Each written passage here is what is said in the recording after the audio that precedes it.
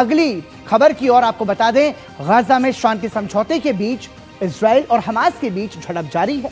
Israeli सेना ने ground operation के दौरान हमास के सीनियर कमांड राइद सईद को मार गिराया है। इजरायली सेना के जो सीनियर कमांडर है राइद सईद, वो मारे जा चुके हैं। इजरायली सेना ने दावा किया है कि उसने गाजा सिटी में एक कार को निशाना बनाकर हमला किया, जिसमें हमास के दूसरे नंबर का चीफ राइद सईद मौजूद था। हमले में राइद सईद की मौत हो गई। यह हमला इजराइल ने उस वक्त किया जब हमास ने इजरायली सैनिकों को निशाना बनाकर अटैक किया, जिसमें 2 इजरायली सैनिक घायल हो गए थे। हालांकि हमास ने राइद सईद की मौत की अभी तक पुष्टि नहीं की है। तो आपको बता दें कि गाजा में सिटी कार पर ड्रोन से हमला हुआ है और ये उसमें हमास का दूसरे नंबर का जो चीफ था उसकी मौत हो चुकी है।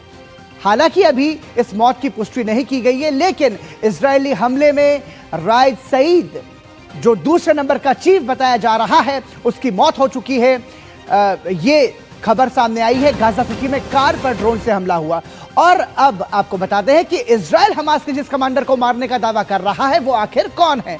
तो आप ये समझिए कि हम यहाँ हमास के हथियार निर्माण नेटवर्क का प्रमुख बताया जा रहा है इसे, और इसके साथ ही 2023 में इजराइल पर हुए हमलों की योजना में भी जो ये राइद सईद था ये शामिल था। इसके साथ ही 2023 में इजराइल पर हुए हमलों की योजना में राइद सईद का नाम शामिल था। आपको बता दें कि ये दूसरे नंबर का चीफ कमांडर बताया जा रहा है, जो कि 2023 में इजराइल पर हुए हमलों की योजना में पूरी तरीके से शामिल था। इसने पूरी तरीके से प्लान बनाया, कब हमला करना है, कहां से हमला करना है, कैसे हमला करना है, वो सारी जो तैयारी थी वो इसी की थी। गाजा सिटी बटालियन का पूर्व प्रमुख भी रहा है राइद सईद। तो ये आप चेहरे के पीछे के सच को समझने की कोशिश कीजिए कि आखिर किन किन घटनाओं को अंजाम दिया था राइद सईद ने, और अब बताया जा रहा है कि ये मारा गया। आईडीएफ का दावा कि हमास को मजबूत करने में जुटा था राइद सईद। ये वो चेहरा है जो कि हमास के लिए लगातार लड़ता रहा, और अब ये दूसरे नंबर का जो चीफ कमांडर है इसके मारे जाने की खबर सामने आ रही है।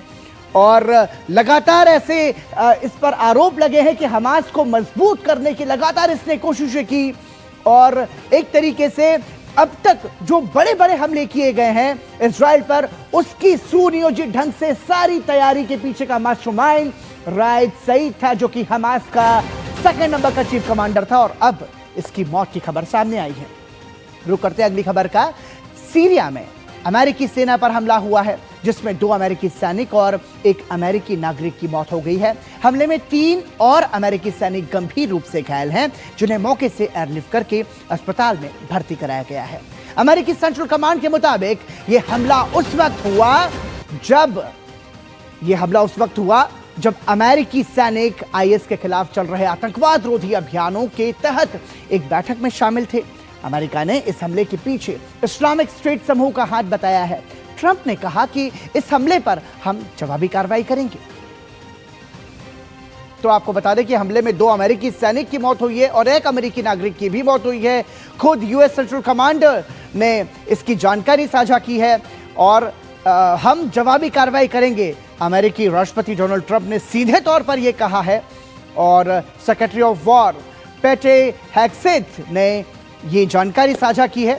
सीरिया में अमेरिकी सेना पर हमला हुआ है, और इसमें 1 अमेरिकी नागरिक की भी मौत हुई है और 2 अमेरिकी सैनिक भी मारे गए हैं। So we mourn the loss of 3 great patriots in Syria. You know how it happened. It was an ambush, terrible. We also have 3 wounded. They seem to be doing pretty well. We will retaliate. तो सीधे तौर पर America कह रहा है कि हम इसका बदला जरूर लेंगे। इसी